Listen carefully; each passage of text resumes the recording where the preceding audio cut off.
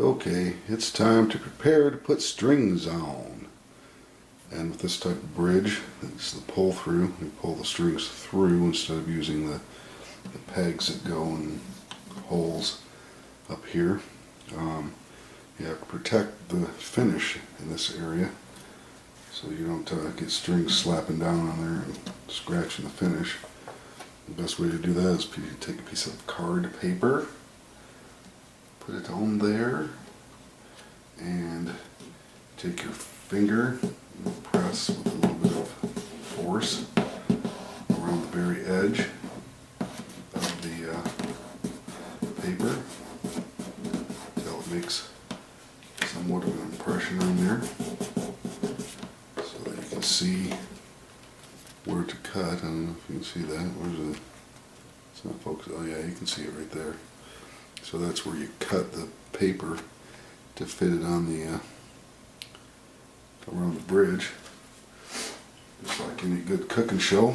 I have the dish prepared for you already, so you can see it finished. You just tape it on there like that, and boom, you're ready to go. Ho ho ho! Merry Christmas. Okay, as discussed in a previous video, putting the fender strings on there. We're going to make history, as you can see. And these are 1 gauge lighter than what originally comes on them.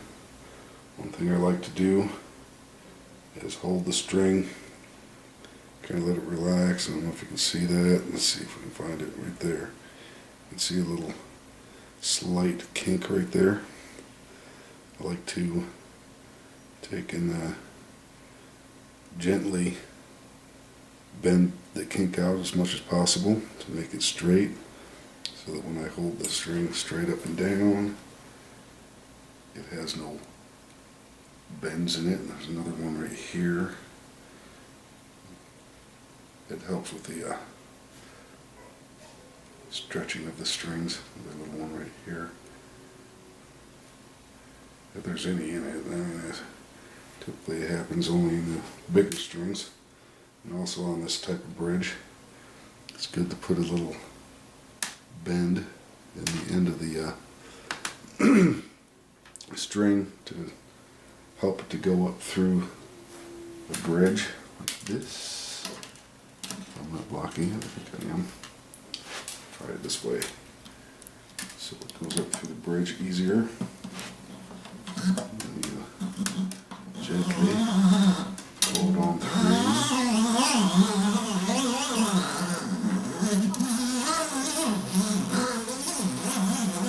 There are some folks that will take and see how that's slapped on there. Take and put every string through first, and then start hooking them all up down at the end. But I tend to not like to do that. There's a little kink right here I want to handle. Okay, there's our E string.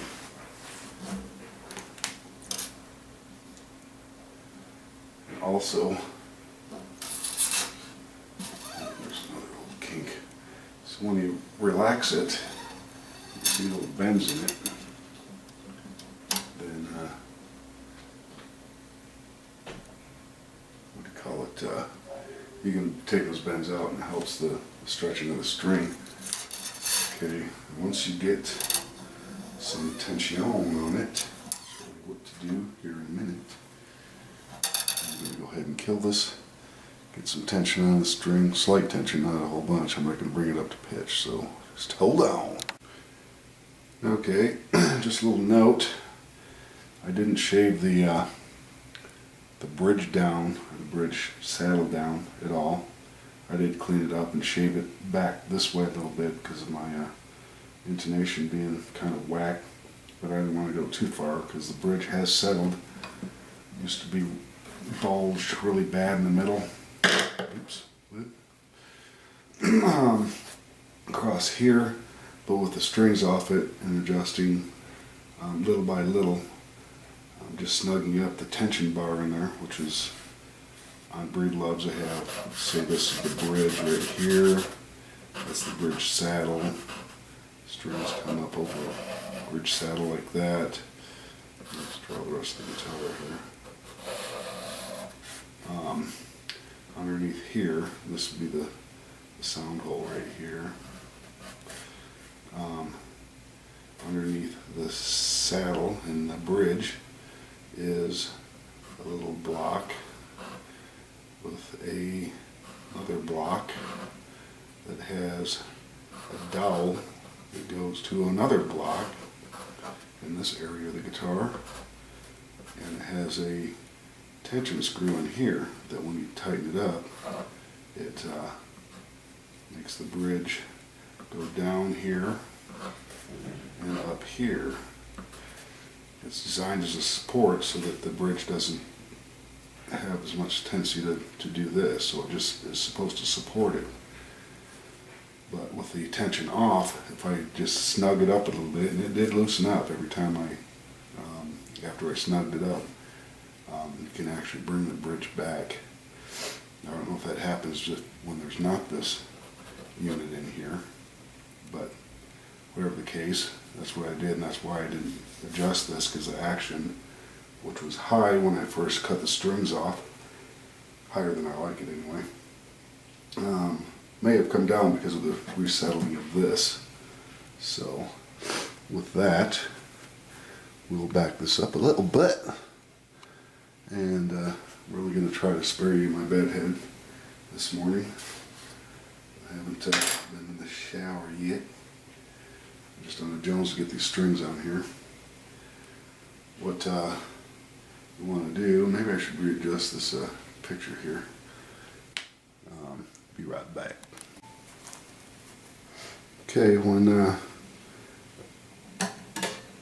putting the strings on, you want to kind of hold it through till it's relatively taut, and then you mark where it's roughly about to the next tuner here, and then you pull the string back. It seems like an awful lot. I'm going to go a little, well, I'm going to go a little less than that.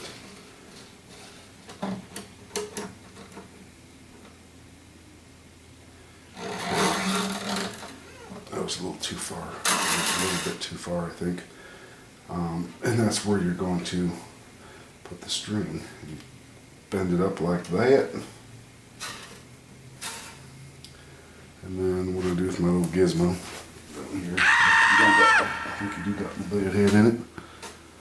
We're going to edit that out.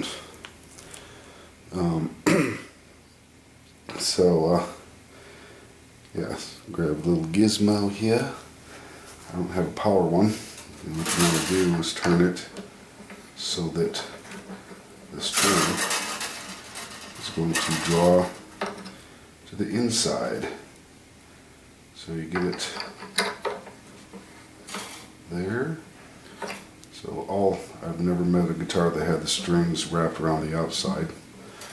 But I haven't met every guitar yet either. So when you take it, you want to kink this side. And you can pull the tension on it. Well, not just yet, but. And I like doing the under over style. So first wrap goes under.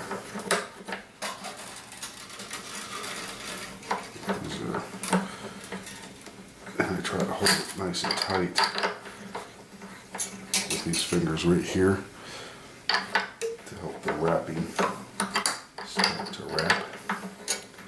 And now I want to make sure that I get that under. Get it in the right position.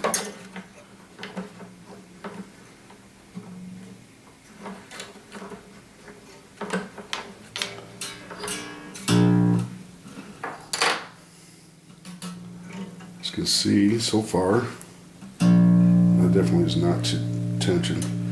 But let's get a close up of this over-under situation. we can. Oops. I'm going to take the camera off there real quick so I can get a close up of the over under situation. Where the hell did it go? Where did it go? It's right there. Follow the string. See how there was one wrap on top of the string coming through and one wrap underneath? That's what you want to do if you want to do it this way. There's several other different ways to do it. Just look up YouTube videos on how to do it. This is my way I like to do it. So there it is. And then I'm leaving that like it is, because what I'm going to do when I'm done, oops, let's zoom this out. When I'm done, bring it up to so that it just has enough tension to be tense. So I'm going to take and I'm going to push down right here to kink it over the bridge saddle as well. So with that, we'll continue putting strings on, but I want to make sure all the strings are on first, because the way this bridge works, it's got that pickup underneath it, so the strings are going to push it down further, and I want to make sure that before I kink it that I have all the whole saddle pushed down first. So with that, we'll get the rest of the strings on and we'll go over the final process. Okay, all the, oops, well, that's not good. Get readjusted here. Kick the stand. Anyway, all the strings are on, and it's going to be the stretching process now. But right now I have them at, haven't brought them up to even near pitch yet. Pretty song. What I like to do at this point is to push down here a little bit to help kink it over the bridge so that it doesn't have a hard time with kinking itself, because it will not stay in tune if it's continually kinking itself. Just like I took the kinks out of the strings before I put them on, I want to put kinks in it here so that they go like, well, let me see if I can see what the hell I'm doing here. Well, wait a minute. Oh yeah, I'm going to record so that instead of being like curved, well, I can show you with a old piece of the E string. Instead of being curved over it, it will be kinked over the bridge, so that at this point it will pull straight. Okay, we're back with the tuner. Alrighty, so E string, when I stretch strings, I like to just pull them up. Okay, shut up. And here it's a little lower. Now I'll bring it up to pitch.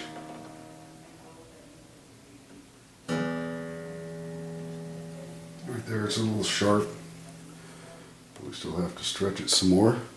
So you hear that? Pull it up. It's gone back down. The reason I'm demonstrating this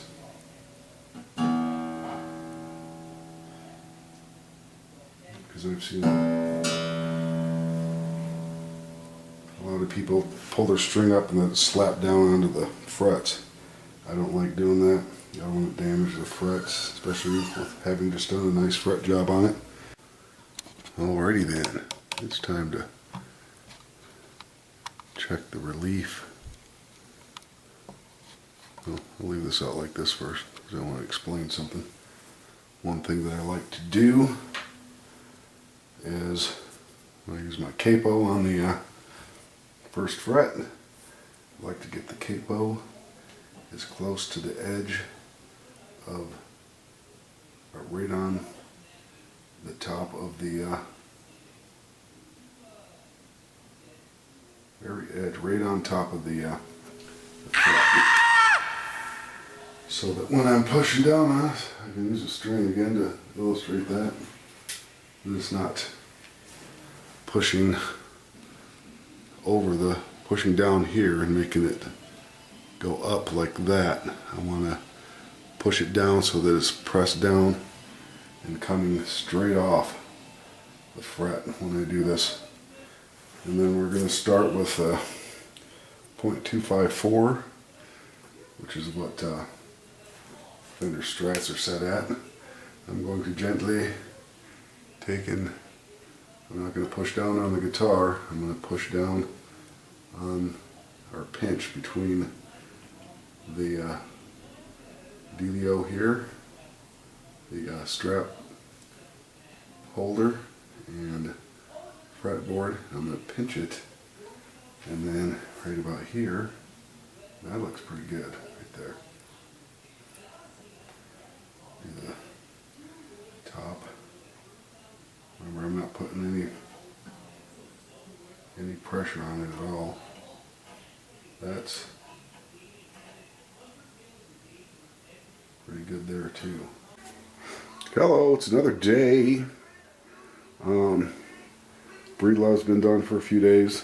Haven't had time to finish up videos. We went on a little vacation, and now we're back. If you watch any of my videos, you will see a West Coast game park video. That was our vacation.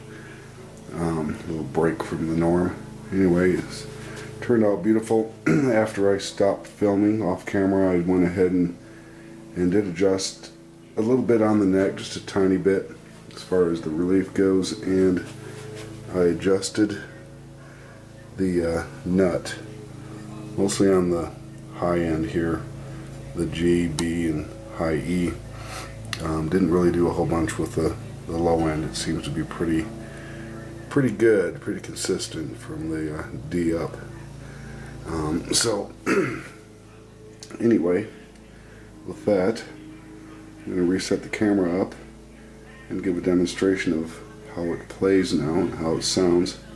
So here we go.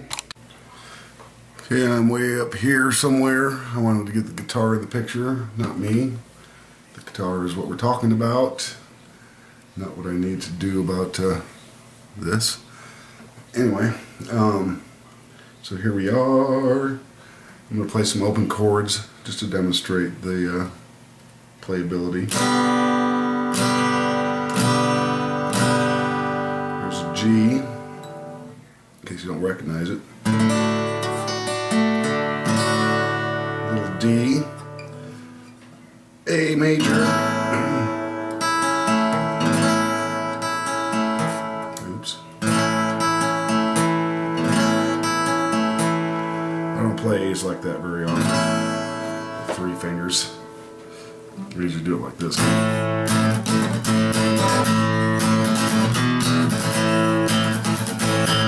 Anyway, so there's that. Here's an E minor, A minor, if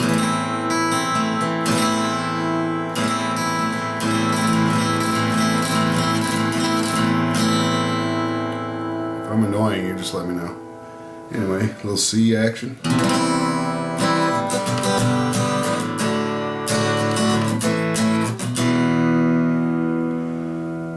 little quick progression there. Anyway, oops.